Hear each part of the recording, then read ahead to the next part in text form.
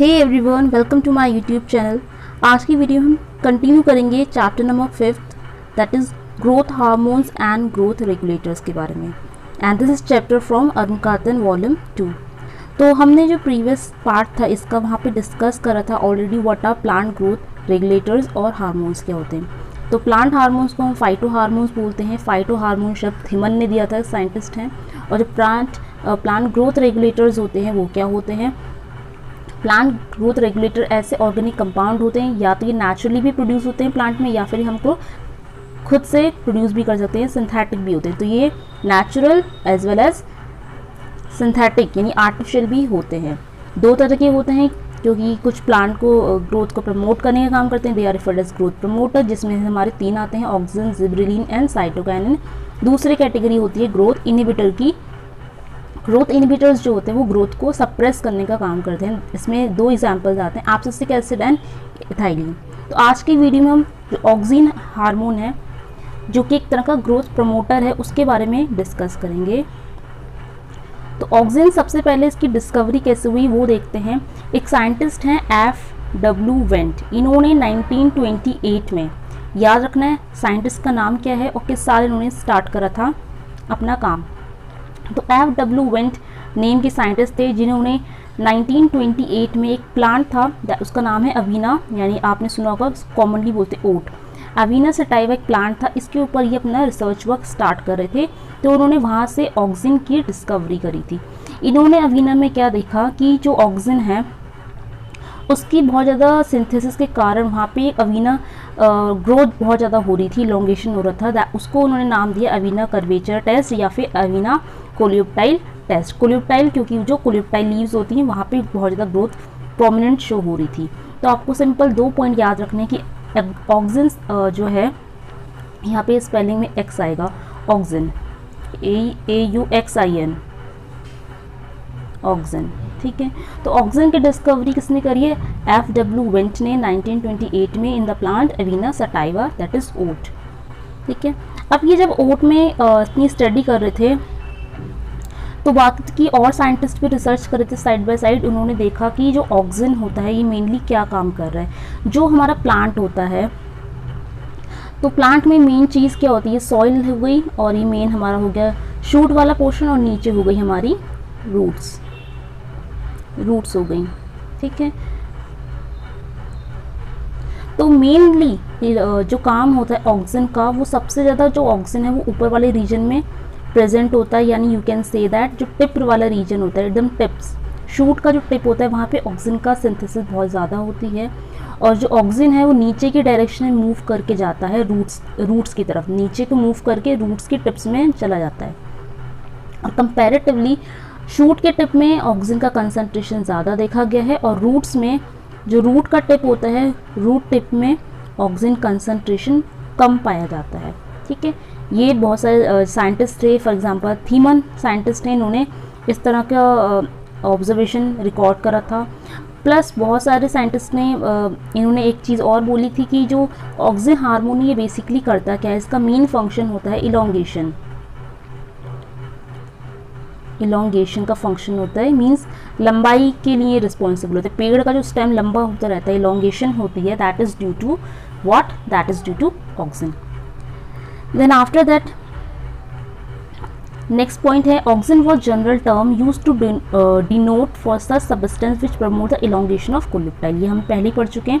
Auxin का main काम होता है टू प्रमोट द इलोंगेशन, जो कोलियोप्टाइल टिश्यूज होते हैं यानी शूट वाले पोर्शन की लंबाई को मेंटेन करने का काम ऑक्सिन करता है। अब ऑक्सिन कितने तरह के होते हैं? 2 तरह के ऑक्सिन होते हैं, क्योंकि ऑक्सिन क्या है, ये एक है ग्रोथ प्रमोटर यानी PGR है, और अभी हमने पढ़ा जो PGR होते हैं प्लांट ग्रोथ रेगुलेटर, ये 2 फॉर्म में पाए जाते हैं, नेचुरली भी पाए जाते हैं और सिंथेटिक फॉर्म में भी पाए जाते हैं। तो वही है यहाँ पे भी।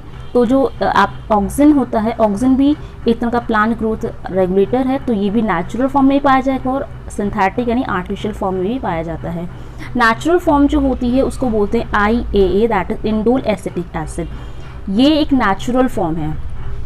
ये इंडोजिनस ऑक्सिन की कैसी फॉर्म है? नेचुरल फॉर्म है। ये प्लांट्स के अंदर खुद प्रोड्यूस होता है IAA इंडोल एसिटिक एसिड। ये इकलौता नेचुरल फॉर्म है। इसके अलावा जो दूसरे ऑक्सीन्स हैं वो हम सिंथेटिकली भी प्रोड्यूस कर सकते हैं। तो ये डिफरेंट एग्जांपल्स हैं, ये सारे के सारे सिंथेटिक ऑक्सीन्स के एग्जांपल हैं। IBA that is indole 3 butyric acid, बहुत ज़्यादा इंपॉर्टेंट है ये। IBA हो गया, ये बेसिकली जो कटिंग्स होते हैं वहाँ पे यूज़ होता है IBA।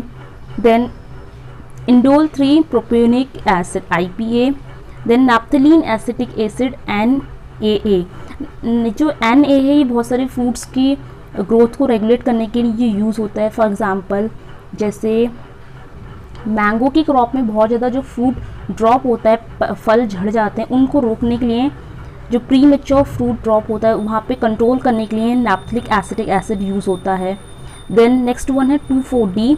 ये 2,4-D एक हर्बिसाइड भी है, बट इसका जो अगर हम कंसनट्रेशन को रेगुलेट करें कि अगर हमको एक स्पेसिफिक अमाउंट कंसनट्रेशन यूज़ करना है, अराउंड 20 ppm देखा जाता है। 20 ppm से कम कंसनट्रेशन यूज़ हो रहा है that act as a auxin, means एक तरह का हार्मोन का काम करता है 2,4-D। लेकिन अगर इस कंसनट्रेशन से ज़्यादा इसको अप्लाई करा, means more than 20 ppm, then it act as a herbicide. तो 2,4-D हर्बिसाइड भी है और एक तरह का ग्रोथ प्रमोटर भी होता है, बट ये डिपेंड करता है टोटली उसके कंसनट्रेशन हम कौन सा यूज़ कर रहे हैं। 2,4-D का फुल फॉर्म होता है dichlorophenoxy acetic acid. Then last one है हमारा MH यानी मैलिक हाइड्रोजाइड। ये हम बहुत ज़्यादा यूज़ करते हैं कौन सी क्रॉप में, अनियन में यूज़ करते हैं, पटाटो में यूज़ करते हैं, ताकि वहाँ पे जो स्प्राउटिंग है उसको रोका जाए। अनियन में आपने देखा होगा, अनियन अगर हम बहुत दिन तक अपने पास रखें तो अनियन में से भी पेड़ जैसे पत्ते निकलने लग जाते हैं और बाद में यही पेड़ बन जाएगा। तो ऐसा ना हो, स्प्राउटिंग ना हो, इसलिए हम उसमें मैलिक हाइड्रोजाइड यूज़ करते हैं। तो ये इंपॉर्टेंट थे 5 जो हमारे सिंथेटिक ऑक्सीजन थे, और नेचुरल में सिर्फ एक ही आता है, indole acetic acid. Next point, maleic hydrazide है MH, और ये क्या करता है, इसमें एंटी ऑक्सीजन की प्रॉपर्टीज़ होती हैं, यानी ऑक्सीजन का जो फंक्शन होता है उसको जस्ट अपोजिट काम करता है। ऑक्सीजन चाहता है इलोंगेशन करना, चीज़ों को ग्रो करना, लेकिन मैलिक हाइड्रोजाइड जो है ये एंटी ऑक्सीजन प्रॉपर्टी रखता है, यानी ये जस्ट उसके फंक्शन का अपोजिट काम करता है। नेक्स्ट पॉइंट नंबर 8 बहुत ज़्यादा इंपॉर्टेंट है, it is very important point, precursor of indole acetic acid. अभी हमने देखा कि इंडोल एसिटिक एसिड जो है एक नेचुरल ऑक्सीजन होता है प्लांट में, इसका प्रीकर्सर कौन है? प्रीकर्सर का मतलब होता है इसकी जो बायोसिंथेसिस होती है उस दौरान सबसे इम्पॉर्टेंट कंपाउंड कौन सा होता है। तो इसका जो प्रीकर्सर है याद रखना है, पूछा जाता है एग्जाम में, दैट इज़ ट्रिप्टोफैन। ठीक है, ट्रिप्टोफैन क्या है आपने सुना होगा, दैट इज़ अमीनो एसिड। ये अमीनो एसिड है, बहुत फेमस है। अमीनो एसिड 2 तरह के होते हैं, एसेंशियल और नॉन एसेंशियल। तो ट्रिप्टोफैन कौन सा अमीनो एसिड है? It is essential amino acid. ये भी आपको पता होना चाहिए, इंपॉर्टेंट पॉइंट है कि जो IAA है उसका प्रिकर्सर होता है ट्रिप्टोफैन। ट्रिप्टोफैन एक अमीनो एसिड होता है, एसेंशियल अमीनो एसिड में काउंट होता है। होता क्या है, ट्रिप्टोफैन में स्कीमिक पाथवे होता है, रेस्पिरेशन का एक स्कीमिक पाथवे, उसके द्वारा जो है ट्रिप्टोफैन का प्रोडक्शन होता है। ट्रिप्टोफैन से बाद में IAA का सिंथेसिस होती है। स्कीमिक पाथवे को अगर आप इन शॉर्ट समझना चाहते हो कि ये पाथवे है कैसा, एक्चुअल स्कीमिक पाथवे में होता क्या है, तो जो स्कीमिक पाथवे है इसमें बेसिकली प्रोडक्शन होता है एरोमेटिक कंपाउंड्स का। जो एरोमेटिक कंपाउंड्स होते हैं, जो सुगंधित कंपाउंड होते हैं ना एरोमेटिक, जिनमें बहुत अच्छा एरोमा प्रोड्यूस होता है, तो एरोमेटिक कंपाउंड्स का प्रोडक्शन होता है बेसिकली इस जो पाथवे है स्कीमिक पाथवे। इस पाथवे में एरोमेटिक कंपाउंड्स का प्रोडक्शन किया जाता है, और ये प्रोडक्शन कौन करता है? It may be done by bacteria, fungi, plants and some species of protozoa also, but animals में ऐसा नहीं होता। तो जो स्कीमिक पाथवे है ये एनिमल्स में नहीं देखा जाता, प्लांट्स में देखा जाता है, बैक्टीरिया, फंजाई में देखा जाता है, but not in case of animals. तो स्कीमिक पाथवे में एकदम ब्रीफ आपको इतना शॉर्ट में इतना ध्यान रखना है कि इसमें इस प्रोसेस के दौरान एरोमेटिक कंपाउंड्स का फॉर्मेशन होता है।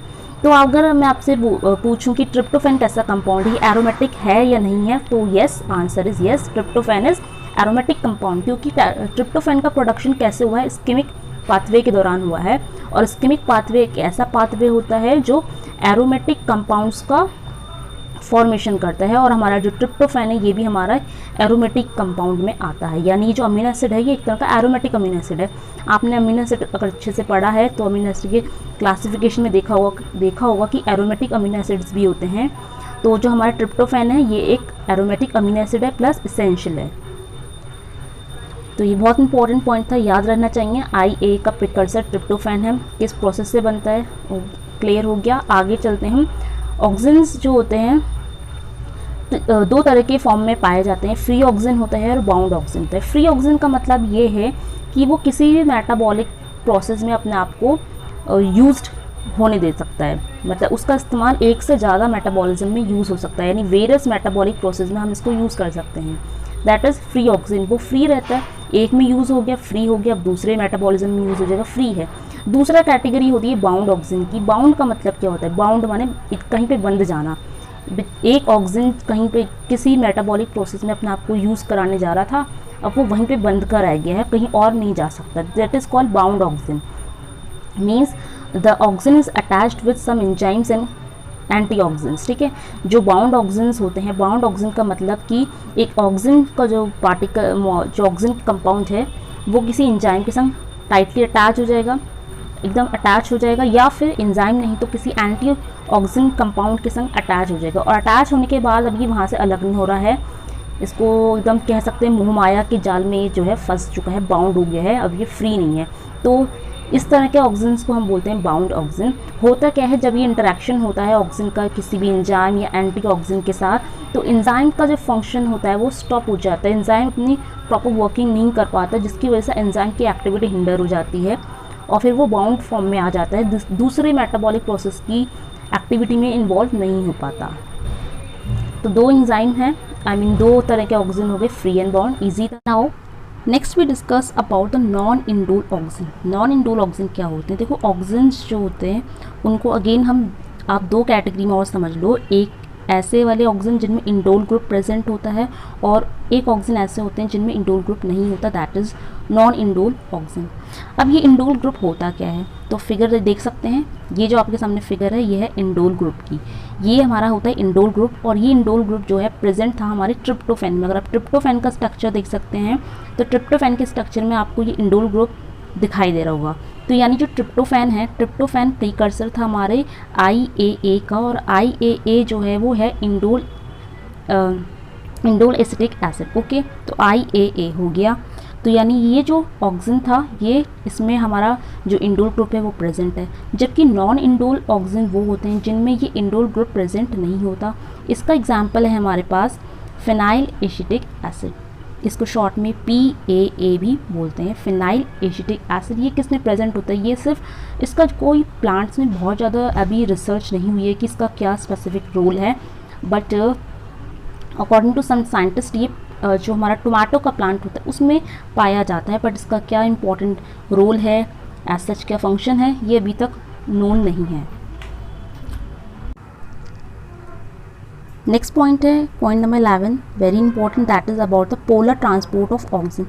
ऑक्सीजन में क्या होता है? पोलर ट्रांसपोर्ट होता है। पोलर ट्रांसपोर्ट का मतलब क्या होता है? If we have a plant, ये रूट्स हो गए, ये इसका शूट हो गया, तो जो ऑक्सीजन था उसका हमने पढ़ा था अभी कंसंट्रेशन, जो टिप होती है और शूट टिप वहाँ पे मैक्सिमम होता है, रूट्स टिप्स में मिनिमम लेस होता है ऑक्सीजन का कंसंट्रेशन। तो जो पोलर ट्रांसपोर्टेशन होता है उसमें क्या होता है? ऑक्सीजन जहाँ ज़्यादा है वहाँ से मूव करेगा जहाँ पे उसकी कमी है, यानी टिप वाले पोर्शन से ऑक्सीजन जो है नीचे मूव करेगा रूट्स में। ठीक है, इस मूवमेंट को क्या कहते हैं? इसी मूवमेंट को, इस प्रोसेस को ये बोला गया है पोलर ट्रांसपोर्ट ऑफ ऑक्सीजन। ठीक है, आपने दो टर्म सुने होंगे बायोलॉजी में, बेसिपिटल और acropetal. What is this? Basipetal क्या होता है? Basipetal means the movement of auxin from the shoot to the roots.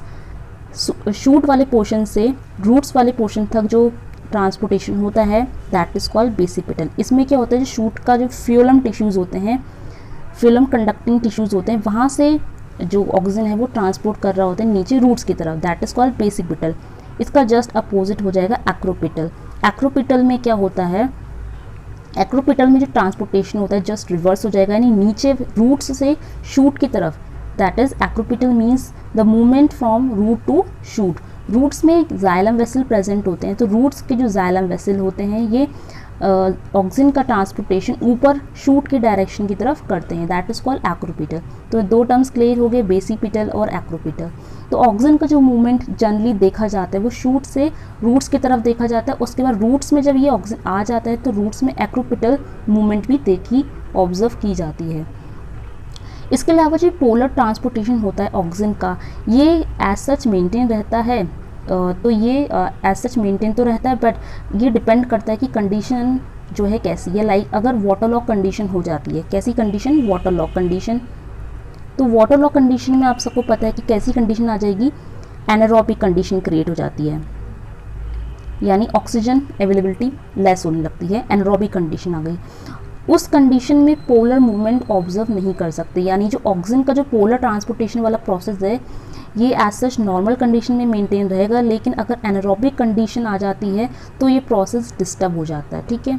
इसके अलावा जो इंडोल एसिटिक एसिड होता है हमारा, ये सबसे ज़्यादा इसका जो पोलर मूवमेंट ऑब्जर्व करा गया है, ये जनरली मोनोकॉट्स में ऑब्जर्व करा होता है। मोनोकॉट जनरली जो घास होती है, ग्रासेस फैमिली के प्लांट्स होते हैं, एग्जाम्पल राइस, वीट, इस टाइप्स के जो कैटेगरी के प्लांट्स होते हैं मोनोकॉट, उनमें इंडोल एसिटिक एसिड का जो पोलर ट्रांसपोर्ट है वो अच्छे से स्ट्रांगली डेवलप्ड है। लेकिन सेम केस अगर यहाँ पे वही एनारोबिक कंडीशन मेंटेन हो जाती है तो क्या होगा, तो जस्ट ये प्रोसेस पूरा डिस्टर्ब हो जाएगा, यानी उसके बाद जो ऑक्सीजन जो टिप से रूट्स में जा रहा था, अब ऑक्सीजन जो है फ्री है, वो कहीं भी मूव कर सकता है, किसी भी डायरेक्शन में मूव कर सकता है। तो ये था about polar transportation of auxin. Next point बहुत इंपॉर्टेंट है, एपिकल डोमिनेंस ऑफ ऑक्सीजन, बहुत इंपॉर्टेंट है। एपिकल डोमिनेंस होता क्या है, इमेजिन एक प्लांट होता है, उसमें क्या होता है, एपिकल डोमिनेंस कैसे क्रिएट होती है। प्लांट्स का जो एपिकल डोमिनेंस होता है उसमें क्या होता है, शूट का जो टिप वाला पोर्शन होता है, टिप वाले पोर्शन में ऑक्सीजन बहुत ज़्यादा हो जाता है और अचानक से वहाँ पे उस पॉइंट में, उस पर्टिकुलर पॉइंट की ग्रोथ रुक जाती है, वहाँ पे डॉर्मेंसी क्रिएट हो जाती है, दैट्स कॉल्ड एपिकल डोमिनेंस, ठीक है। डॉर्मेंसी हो गई, आई मीन वो ग्रोथ करना उसकी स्टॉप हो जाएगी। अब ये वाला जो पॉइंट है एपिकल वाला, ये नीचे वाले जो लेटरल पॉइंट्स होते हैं इनको भी कंट्रोल करता है, तभी इसका नाम है एपिकल डोमिनेंस। डोमिनेंस ना मतलब किस चीज़ को अपना डोमिनेंस शो करना। तो ये एपिकल डोमिनेंस कैसा होता है, ये वाला पॉइंट अगर ग्रो नहीं करेगा तो नीचे के सारे पॉइंट भी अपने आप को ग्रोथ से रोक देंगे, यानी वहाँ पे भी ग्रोथ ऑब्जर्व नहीं होगी।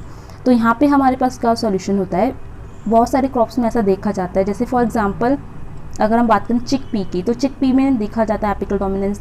तो उसको हटाने के लिए हम क्या कर सकते हैं, इसको रिमूव करने के लिए हम करते हैं वहाँ पे निपिंग। निपिंग में हम क्या करते हैं, ऊपर का ये जो बर्ड्स होती हैं इनको हम रिमूव कर देंगे। जब ऊपर की बर्ड रिमूव हो जाएंगी तो होता क्या है, प्लांट्स का जो ग्रोथ है वो दोबारा से स्टार्ट हो जाएगी। प्लांट्स में जो लेटरल ग्रोथ होनी थी वो इस तरह से होती रहेगी, यानी अब लेटरल ग्रोथ बरकरार रहेगी। तो ये होता है हमारा एपिकल डोमिनेंस। एक बार जो लिखा है उसको भी रीड आउट कर लेते हैं, लिखा क्या है। Apical dominance means the growth of apical bud suppress the growth of lateral auxiliary birds, यानी जो एपिकल बर्ड होती है अगर उसकी ग्रोथ एक बार सप्रेस हो जाती है, रुक जाती है, तो नीचे की जो ऑक्सिलरी बर्ड्स हैं उनकी ग्रोथ भी बंद हो जाएगी। इट मीन्स द टर्मिनल जो ऊपर की एपिकल बर्ड है वो डोमिनेट कर रही है over the growth of lateral birds. Lateral one ने नीचे वाली ग्रोथ पे वो डोमिनेंट शो कर रही है। अगर ऊपर वाली बर्ड ग्रो नहीं करेगी तो नीचे वाली का ग्रोथ भी, डेवलपमेंट भी इनहिबिट हो जाएगा, रुक जाएगा। इसी को नाम दिया है इस प्रोसेस को एपिकल डोमिनेंस, ठीक है। The development of lateral shoot और bud is inhibited by substance which arise from the apex, यानी एपिक्स में कुछ ऐसा सब्सटेंस का प्रोडक्शन हो रहा है जो उनकी ग्रोथ को हिंडर कर रहा है। ऊपर वाला बर्ड भी ग्रो नहीं कर पाएगा, उसके कारण नीचे वाले बर्ड्स भी ग्रो नहीं कर पाएंगे। इसका मेन सॉल्यूशन क्या होता है, when the tip of the main shoot is removed, यही करना होता है हमको। ऊपर वाला जो शूट जहाँ पे डोमिनेंट शो हो रहा है उस वाले ही पोर्शन को रिमूव कर देंगे। जब वही रिमूव हो जाएगा तो साइड की लेटरल बर्ड्स में ग्रोथ स्टार्ट हो जाएगी, ठीक है। और उसके बाद है Thimann and Skoog found the dominance of terminal bud was due to auxin, और ये जो फिनोमेना था एपिकल डोमिनेंस का ये ऑक्सीजन के कारण ही हो रहा है। ये बात किसने सिद्ध करी थी, दो साइंटिस्ट थे, थिमन और स्कोग।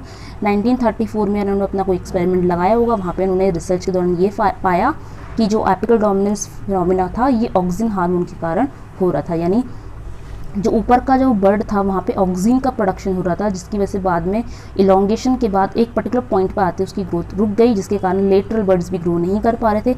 अगर हम इतने वाले पोर्शन को यहाँ रिमूव करेंगे तो लेटरल बर्ड्स की ग्रोथ अगेन पॉसिबल हो सकती है। ये पूरा फिनोमेना था एपिकल डोमिनेंस का। नेक्स्ट पॉइंट नंबर 13 है फिजियोलॉजिकल इफेक्ट क्या क्या होते हैं। तो ऑक्सीजन के क्या फिजियोलॉजिकल इफेक्ट हैं। फिजियोलॉजिकल इफेक्ट का मतलब होता है कि बाहर की जो फिजियोलॉजी है उसमें अंदर की फिजियोलॉजी की चेंज होने की वजह से बाहर क्या क्या रिएक्शंस या क्या बदलाव देखने को मिले हैं। तो पहला यहाँ पे आता है सेल डिवीजन। ऑक्सीजन क्या करता है, सेल को डिवाइड करता है, उसके बाद सेल इलोंगेशन भी करता है। तो पहले हम समझते हैं cell division. Auxin is responsible for promoting the cell division in certain tissues like cambium.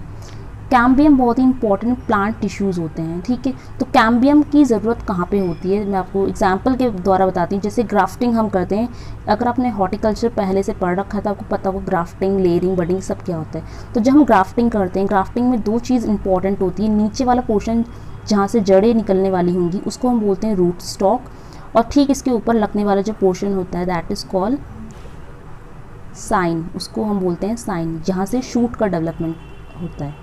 तो दो चीज़ हो गई हमारे पास, रूट स्टॉक एंड साइन।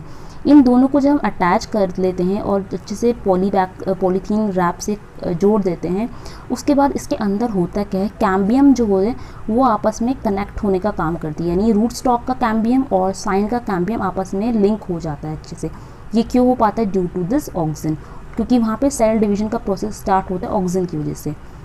देखते हैं क्या लिखा है, auxin responsible for promoting cell division certain tissue like cambium. The cambial activity and callus formation at the bounded side stimulated by oxygen.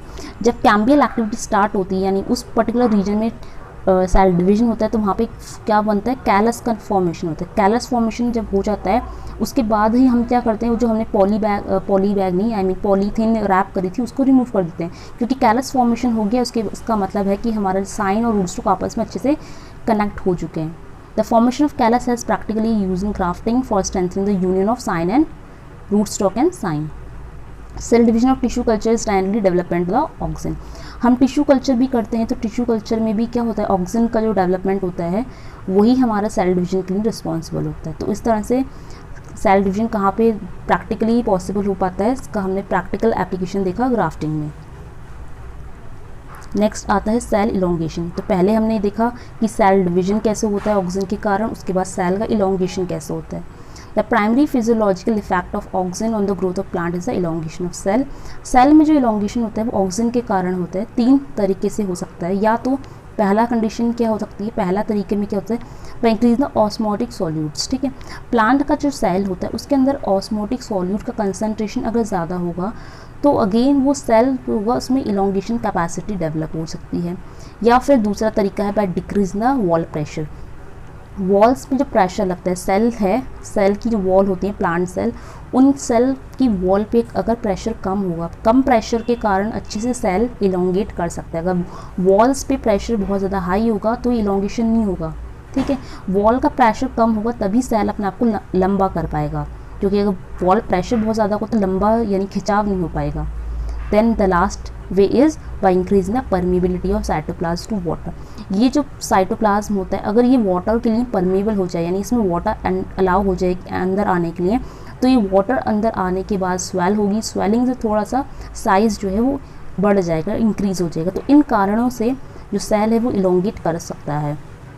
क्या क्या रीज़न थे, ऑस्मोटिक सॉल्यूट्स का बढ़ना और जो साइटोप्लाज्म है उसमें वाटर की परमेबिलिटी बढ़ना, लेकिन वॉल प्रेशर का घटना।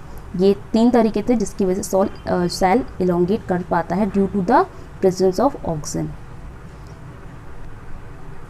Next point, the Avena curvature test was bioassay for cell elongation test, but auxin has inhibitory effect on the root elongation due to the auxin induced production of ethylene. तो ये ज़्यादा important नहीं है, देख लो, याद कर रखो कि जो ऑक्सीजन होता है वो शूट की ग्रोथ पे, शूट के इलोंगेशन के लिए बहुत ज़्यादा सहायक होता है, लेकिन रूट इलोंगेशन में वो बहुत ज़्यादा हेल्पफुल नहीं होता। नेक्स्ट है इनहिबिशन ऑफ लेटरल बर्ड्स। अभी हम देखा था हमने एपिकल डोमिनेंस ऑक्सीजन की वजह से हो रहा था। अब नेक्स्ट हमारा इनहिबिशन ऑफ लेटरल बर्ड्स। तो ये कैसे होता है, यहाँ पे लेटरल बर्ड्स की ग्रोथ को भी इनहिबिट करने का काम हम कैसे कर सकते हैं। ये जर्नी बहुत ज़्यादा प्रैक्टिकली देखा जाता है जो हमारे पोटैटो के ट्यूबर्स होते हैं वहाँ पे देखा जाता है, या फिर जो ऑनियन होती है, अनियन की स्प्राउटिंग, वहाँ पे लेटल बर्ड्स की ग्रोथ को रोकना बहुत ज़्यादा इकोनॉमिकली डिज़ायरेबल प्रोसेस होता है। और इसके लिए हम जो ऑक्सीजन यूज़ करते हैं वो जनरली हमारे सिंथेटिक ऑक्सीजन होते हैं। अभी हमने 5 सिंथेटिक ऑक्सीजन के नाम पढ़े थे, कौन कौन से थे, that is maleic hydrazide, naphthalic acetic acid, IBA, IPA 2,4-D, ठीक है। तो जो सिंथेटिक ऑक्सीजन होते हैं इसमें भी हम सबसे ज़्यादा जो यूज़ करते हैं, लाइक फॉर एग्जांपल अगर हमें डॉर्मेंसी क्रिएट करनी है in the tubers of potato, जो पोटैटो ट्यूबर होते हैं उनके अंदर डॉर्मेंसी क्रिएट करने के लिए हम यूज़ कर सकते हैं IBA, NAA and maleic hydrazide, ठीक है। इसके अलावा जो ऑनियन होती है, प्याज की स्प्राउटिंग को रोकने के लिए हम पर्टिकुलरली यूज़ करते हैं MH, maleic hydrazide. Then next है the opening of flower bud on fruit trees is also delay.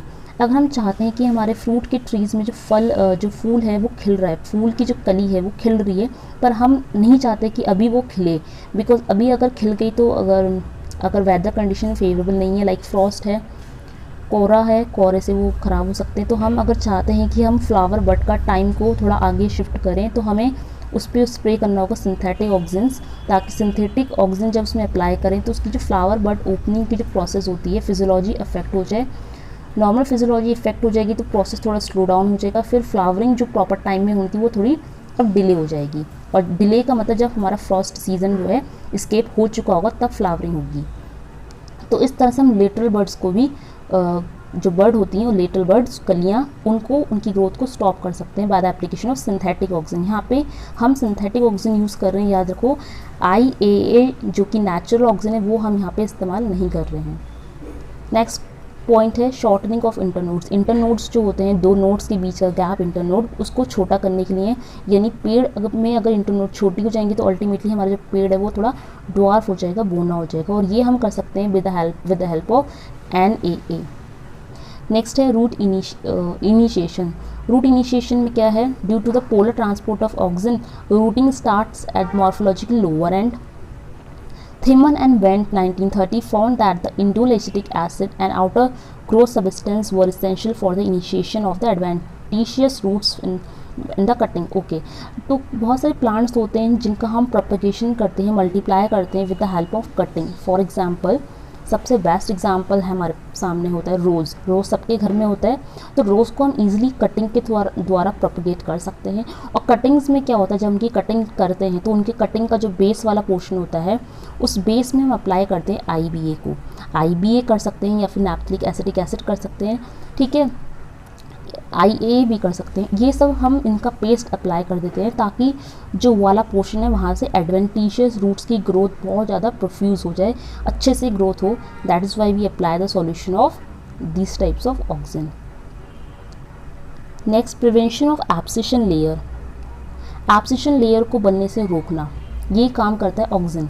Abscission layer होती क्या है, सबसे पहले तो होता क्या है कि जो प्लांट होता है, प्लांट्स में जो लीव्स होती हैं, लीव्स अटैच्ड होती हैं प्लांट से, that is with the help of उसका जो स्टैंड होता है लीव्स का पेटियोल के थ्रू, ठीक है। फ्लावर्स अटैच्ड होते हैं पेडिसल में, फ्रूट्स भी अटैच होते हैं प्लांट से, पेडंकल जो उसका स्टैंड होता है उसके थ्रू अटैच्ड होते हैं, ठीक है। ये हमारा प्लांट हो गया, ये लीव अटैच है, ये उसमें फ्रूट्स अटैच्ड होते हैं, ठीक है। तो ये जो उसका स्टॉक होता है, ये जो अटैच्ड होता है इसके आसपास की रीजन में बनती है एब्सिशन लेयर। एब्सिशन लेयर बनने के बाद जो होता है पत्ता पेड़ से अलग हो जाता है और फल पेड़ से अलग हो जाता है। फूल, पत्ता, पेड़, मतलब जो भी पार्ट होता है पेड़ से अलग डिटैच होने वाला वो पेड़ से डिटैच हो जाता है, सेपरेट आउट हो जाता है। It is due to this abscission layer. तो आपने देखा कि एब्सिशन लेयर किस तरह से मेन जो हमारा फल है, पत्ते हैं, उनको पेड़ से अलग करने का काम कर रही है। तो पेड़ से अलग होने के बाद ये नीचे गिर जाएंगे तो हमको लॉस होगा।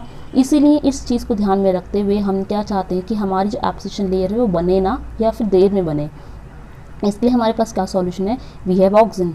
तो यहाँ पे भी हम अगेन यूज़ कर सकते हैं सिंथेटिक या फिर नेचुरल, दोनों तरह के ऑक्सीजन यूज़ कर सकते हैं। फॉर एग्जांपल 2,4-D NAA ये हमारे सिंथेटिक हो गए, और IAA जो हमारा नेचुरल ऑक्सीजन है ये हम यूज़ कर सकते हैं, ताकि प्लांट्स में जो प्री मेच्योर, देखो पत्ते गिर रहे हैं इसका तो चलो कोई लॉस नहीं, इतना इकोनॉमिकल नहीं है। फूल झड़ रहे हैं लेकिन फूल हो गए, फल हो गए, क्योंकि अल्टीमेटली फूल ही फल बनेगा, ठीक है।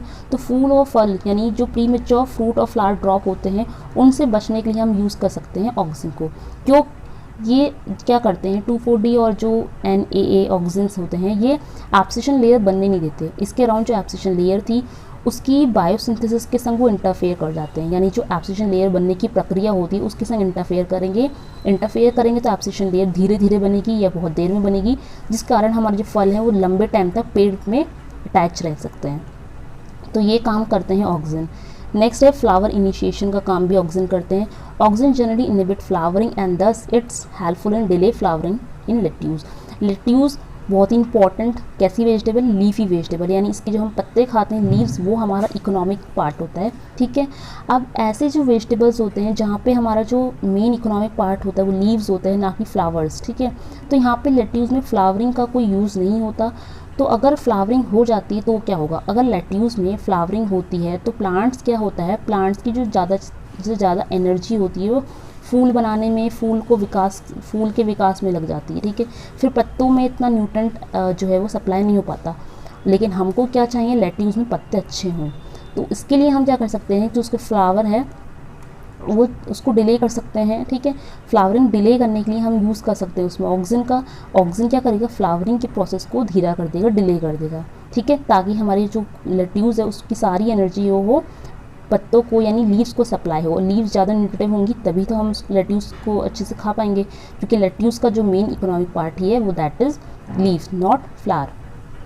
नेक्स्ट पॉइंट है प्रोडक्शन ऑफ पार्थेनोकार्पिक फ्रूट्स। ये तो आजकल बहुत ज़्यादा ट्रेंड में चल रहे हैं पार्थेनोकार्पिक फ्रूट्स, यानी इनको हम शॉर्ट में बोल सकते हैं सीडलेस फ्रूट्स, बीज रहित फल, ठीक है, जिनमें बिल्कुल बीज नहीं पाए जाते, सीडलेस फ्रूट्स होते हैं पार्थेनोकार्पिक फ्रूट्स। इनमें होता क्या है, विदाउट फर्टिलाइजेशन यहाँ पे फ्रूट्स का प्रोडक्शन हो जाता है। पार्थेनोकार्पी कहा जाता है इसको, सीडलेस होते हैं यानी, ठीक है। ओरिजिनली हॉर्टिकल्चर में बहुत सारे फ्रूट्स हैं जो कि सीडलेस हैं। For example we have citrus, ठीक है, आजकल सिट्रस बहुत से सीडलेस आ रहे हैं। इसके अलावा ग्रेप्स हो गया, बनाना तो नंबर 1 कमोडिटी चल रही है इस टाइम, जो कि सीडलेस है, पार्थेनोकार्पिक है। तो ये सब हम यूज़ कर सकते हैं इनके लिए सिंथेटिक ऑक्सीजन का स्प्रे करके हम पार्थेनोकार्पिक फ्रूट्स रेडी कर सकते हैं। वीट कंट्रोल के लिए भी हम यूज़ करते हैं। तो वीट कंट्रोल के लिए क्या हम सारे ऑक्सीजन यूज़ करते हैं? नहीं, वीट कंट्रोल के लिए हमारे पास सिर्फ इकलौता एक ही ऑक्सीजन है, वो है 2,4-D, जो भी हमने स्टार्टिंग पढ़ा था। 2,4-D का कंसंट्रेशन डिसाइड करता है कि वो हर्बिसाइड की तरह काम करे या फिर एक एज अ हार्मोन काम करे। तो 2,4-D का कंसंट्रेशन अगर हम थोड़ा रेगुलेट करें तो ये हमारे वीड्स होते हैं, जो अनडिज़ायरेबल प्लांट्स होते हैं उनको भी कंट्रोल कर लेता है। कैसे करता है ये, एक्चुअल में प्लांट जब 2,4-D को अपने अंदर एब्जॉर्ब करता है। कोई वीड है, कोई अभी हमने वीड के प्लांट्स के ऊपर 2,4-D का एप्लीकेशन कर दिया, तो 2,4-D क्या करेगा, इन वीड्स की जो जड़ें होती उनके अंदर जाएगा और जड़ों का जो पूरा का पूरा सिस्टम होता है, जाइलम सिस्टम होता है, जाइलम में सीव टिश्यूज़ होते हैं, ठीक है, सीव्स और फ्यूलम होते हैं, फ्यूलम जाइलम, इनको ब्लॉक कर देगा। तो जब जाइलम फ्यूलम ब्लॉक हो जाएंगे, रूट सिस्टम ख़राब हो जाएगा, तो पूरा का पूरा प्लांट जो है वो वीड का पूरा डैमेज हो जाएगा। इसी तरह से हम वीड्स की ग्रोथ को कंट्रोल कर सकते हैं with the help of 2,4-D, जो कि एक तरह का सिंथेटिक ऑक्सीजन है, ठीक है। तो इस वीडियो लेक्चर में हमको बस ऑक्सीजन के बारे में ही डिस्कस करना था। नेक्स्ट वीडियो लेक्चर में हम दूसरे प्लांट ग्रोथ रेगुलेटर्स यानी जिबरेलिन के बारे में डिस्कस करेंगे। So thank you guys, video अच्छी लगी है तो वीडियो को लाइक करें। Thank you for watching this complete video.